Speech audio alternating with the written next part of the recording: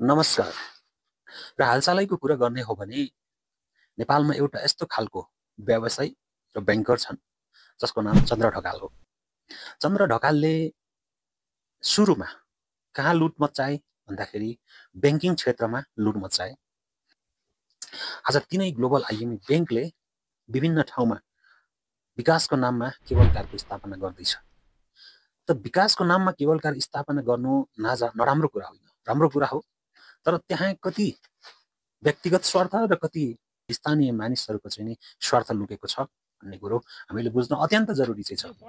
म तपाईलाई यो भिडियो देखाउँदैछु, तपाईले यो भिडियो पुरा हेर्दिनुस् र सही या गलत गरेका रहेछन् भन्ने कुरो तपाई आफैले मनन गरेर चाहिँ कमेन्ट गर्न सक्नुहुन्छ।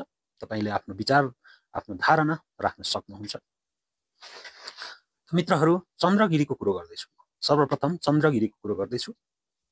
चन्द्रगिरीमा जुन मैले देखाउन खोजिरहेको बाटो छ, चन्द्रगिरी डाँडासम्म जाने, त्यहाँ एउटा सानो तिनो बस्तीहरू छन्।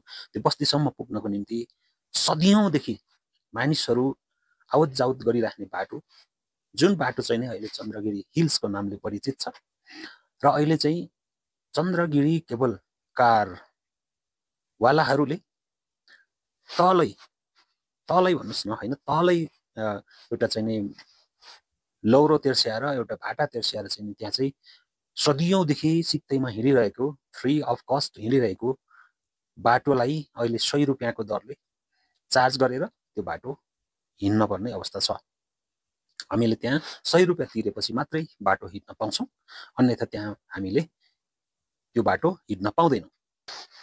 आदरणीय मित्रहरू, चन्द्र ढकालको बदमाशीको विषयमा थोरै अब चर्चा गरौं। चन्द्रगिरीमा भालेश्वर महादेव भनेर चाहिँ नि एउटा नक्कली आस्थाको केन्द्रको स्थापना गरिएको छ।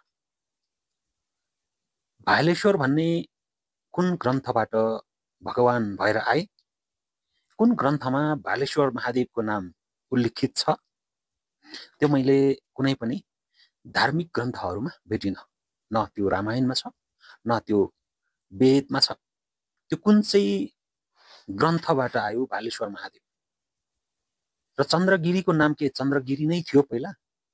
र उनले अतिक्रमण, चन्द्रगिरी जत्तिकै ठाउँलाई चाहिँ हामीले सहजै अतिक्रमण गर्न सक्छौं भने ताप्लेजुङ कुनै ठुलो कुरो होइन भनेर ताप्लेजुङमा हात हाल्दाखेरि आज उनको चाहिँ नि बदमाशी छताछुल्ल भएर बाहिर आयो। यो कुरो तपाईहरुले बुझ्न जरुरी छ।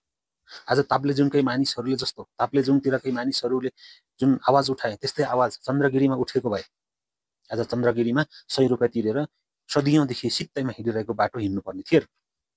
तसर्थ तपाईहरुले यो भिडियो हेरेर तपाईहरुले आफ्नो धारणाहरू, आफ्नो विचारहरू कमेन्ट बक्समा व्यक्त गर्नुहुन्छ भन्ने अपेक्षा गर्दै आजलाई यो छोटो भिडियो तपाईहरुलाई छोड्दै म तपाईहरुको होस्ट तपाईहरु समक्षबाट बिदा चाहन्छु। नमस्कार। हुन्छ, पुरा चिताएको कुराहरु ल हेर्नुस्, ब्रान्डिङ यसरी गरेछ। फेरि मान्छेले ताजा किनेर लाउने काम पनि भयंकर गरेछ। यो सँगसँगै चन्द्रगिरी हिल्सको चाहिँ यसरी लुट्ने काम पनि जारी छ है। परापूर्व कालदेखि यो चितलाङ हुँदै चन्द्रगिरी आउने बाटो हो हैन। मैले तपाईहरुलाई के देखाउँदैछु अब यो बाटोको यहाँ भन्दा झन्डै 1.5 किलोमिटर तल यो चन्द्रगिरी हिल्सले भाटासाटा राखेर, गाडसाट राखेर हिँडेर आउने मान्छेहरुलाई चाहिँ ढोक्सा थापेर लुटिरहेको छ। त्यो पनि म देखाउँछु है तपाईहरुलाई। यो भिडियो मैले पज गरेँ। अब हामी तल भेट्छौं। गाड राखेर जंगल छिरेको पैसा उठाइरहेको छ चन्द्रगिरी हिल्सले। दाइलाई त्यहाँ तल जंगलमा पैसा लियो कि लिएन? 100 रुपैयाँ लियो। 100 रुपैयाँ लियो हैन? 100 रुपैयाँ लियो। यहाँ केही छ त हेर्नु, अझ 1 किलोमिटर माथि चन्द्रगिरीको चाहिँ तिनीहरूले बनाएको केबल कारवाला स्टेसन 1 किलोमिटर जस्तो माथि छ। यो त सिधा लुट्या हैन त? लुट्या हो, लुटेको हो। लुटेको है? ओके दाइ। हो नि, अब अहिलेसम्म पैसा ल्याएको थिएन, अब आजबाट पैसा तिर्नु पर्ने हो हैन। 100 रुपैयाँ हामी पनि पैसा तिरेर जंगल घुम्न आएको। जंगलमा पैसा तिरेर छिर्नु पर्ने भने नेपालमा अब के गर्नु, जे गरे नि हुन्छ। यहाँ यो जंगलै हेर्नु हैन, कहाँ हो पैसा तिरेर आउनु भयो नि तपाईहरु नि? हजुर हजुर, 100 रुपैयाँ ठटाए नि। लुट्यो हैन त? यो त सिधै लुट्या हैन त? ढकालले मागेको भन्दै ल्याए। चन्द्र ढकालले माग्यो भन्दियो, लास्टै लुट्यो हैन? हामी माथि चन्द्रगिरीको चाहिँ स्टेसनमा, टप स्टेसनबाट झर्दैछौं।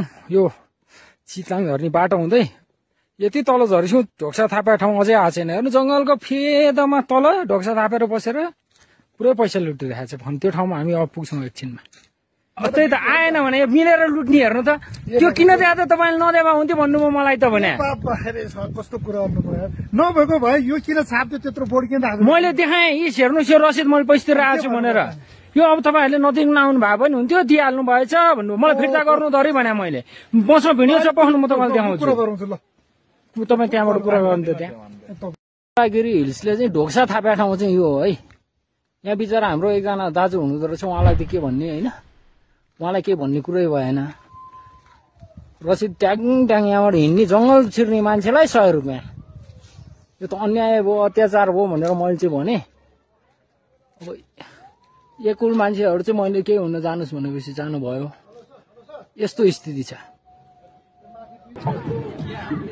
यो हजुरको प्रोपर्टी होइन हजुर यो तपाईँहरूले भाडामा लिएको यो नेपाल सरकारको प्रोपर्टी तपाईँहरूले लिनुभन्दा अगाडि नआएको तपाईँको सुन्नु तपाईँको प्रोपर्टीमा छिर्नुभन्दा अगाडि ढोक्सा थापेर पैसा ल्याएको छ त्यहाँ त्यो तपाईँको प्रोपर्टी होइन जहाँ ढोक्सा थापेको छ ल उहाँले फोन काट्नु भएको छ है यो भयङ्कर गैर जिम्मेवारी काम पूर्वक चाहिँ ढोक्सा थापेर पैसा उठाउने काम यो चन्द्रगिरी हिल्सले गरिरहेको रहेछ म त आएँ तिरेर आएँ तर बिचरा सोझा मान्छेहरू हिँडेर आउनेहरूलाई त्यहाँ पुरै लौरो लिएर गाड बसेर 100 रुपियाँ नत्री छिर्न पाइँदैन भनेको छ अचम्म छ है हजुर जय होस्